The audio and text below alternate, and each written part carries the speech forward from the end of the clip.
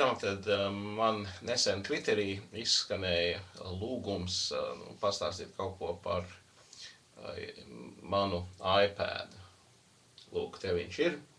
Vasarā nopirkts Amerikā iPad ar 3G, ko tā īsti, varbūt nevajadzēja, bet tā bija vienīgā iespēja viņu nopirkt, bija tikai ar šito 3G funkciju, 32 gigabaitu iekšējā atmiņa.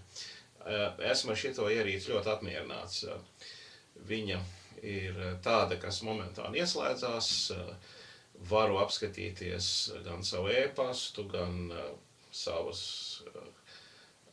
notikumus Twitterī, gan Facebooku, gan LinkedIn. Viss tas ir tā, protams, nodalīts.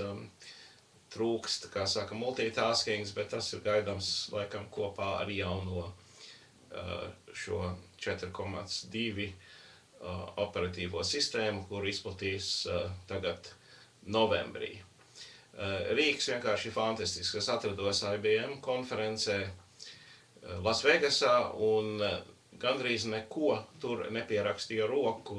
Protams, es rakstīju piezīmes no angliskiem referātiem angļu valodā, un tas padevās ļoti labi uz šitā iPada. Var redzēt, kā viņš maina arī savu orientāciju, pagroza attiecīgi ierīci, rakstīdams tekstu procesorā Pages, kuru nopirku pa kaut kādām 75 zviedru kronām, jo es kaut kā esmu apmānījis Apple veikalu un spēju šo un to nopirkt caur Zviedrijas veikalu, arī ar attiecīgu kredītkarti.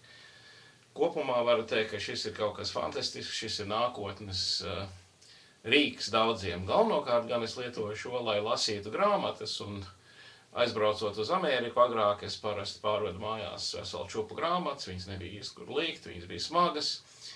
Tagad es varu nopirkt grāmatas vai tur, vai šeit, vai jebkur pasaulē, lejuplādēt viņas uz savu iPadu, un tad viņas arī attiecīgi lasīt, kā šeit, piemēram, šobrīd lasu Kristofera Hitchensa atmiņas, un pēc tam lasīšu samērā plaši diskutēto grāmatu Bloodlands, kuru arī nopirku un lejuplādēju.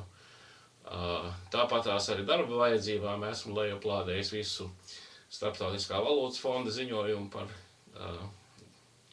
situāciju Latvijā, kurš aizņem 277 lapus, kaut kā jau to arī pagūši izlasīt.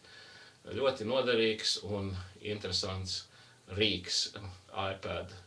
Nezinu, kā bez viņa dzīvoju agrāk.